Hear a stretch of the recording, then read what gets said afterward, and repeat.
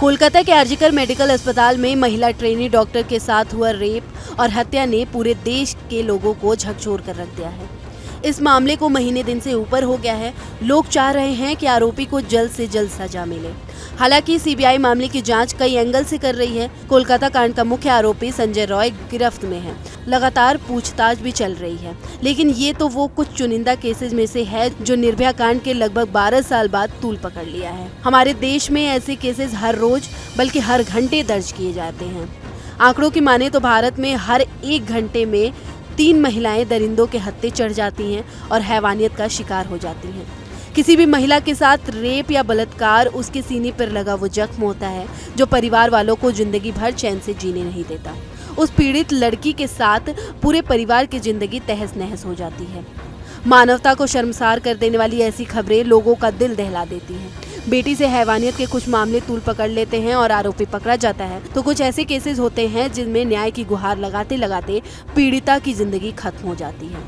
घटना के कुछ दिन तक ऐसी खबरें चर्चा में रहती हैं। लोगों के जहन पर ये चीज एकदम चढ़ जाती है। जगह जगह लोग कैंडल मार्च निकालकर अपना विरोध दर्ज कराते हैं, लेकिन जब मामला ठंडा पड़ जाता है तो लोग भी इसे भूलने लगते हैं। अब एक बार आप उन पेरेंट्स के बारे में जरा सोचकर देखिए जिसका जिगर का टुकड़ा बिना किसी गुनाह हैवानों के हैवानियत का शिकार हो जाते हैं। जब माता पिता ऐसी खबरों को सुनते होंगे और उन्हें पता चलता होगा कि उनके कलेजे के टुकड़े के साथ ऐसा अपराध हुआ है, तो उनके पैरों तले जमीन खिसक जाती होगी। उनके दर्द को हम चाह कर भी शब्दों में बयां नहीं कर सकते। कोलकाता के 31 साल की लेडी डॉक्टर के साथ भी कुछ ऐसा ही हुआ।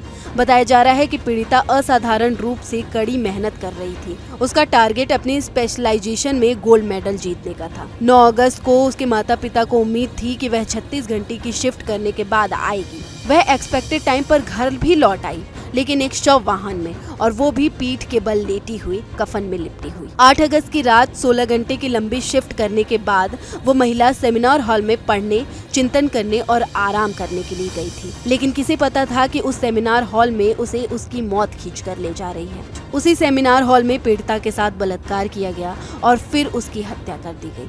ऐसी रूह कपा देने वाली खबरें पुरुष की कथित समाज की ठेकेदारी पर भी कई तरह के सवाल खड़े करते हैं। आज भी नाइट शिफ्ट करने से पहले महिलाएं 1000 बार सोचती हैं। कहा जा रहा है कि ये रेप और हत्या प्री प्लान था। पीड़िता को अस्पताल में व्याप्त करप्शन के कई सबूत हाथ लग गए थे। इस बारे में उसने कुछ प्रोफेसरों से भी बात की थी।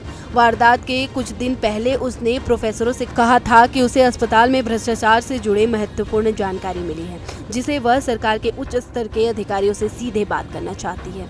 इसलिए उसने कई लोगों की ईमेल भी इकट्ठा की थी।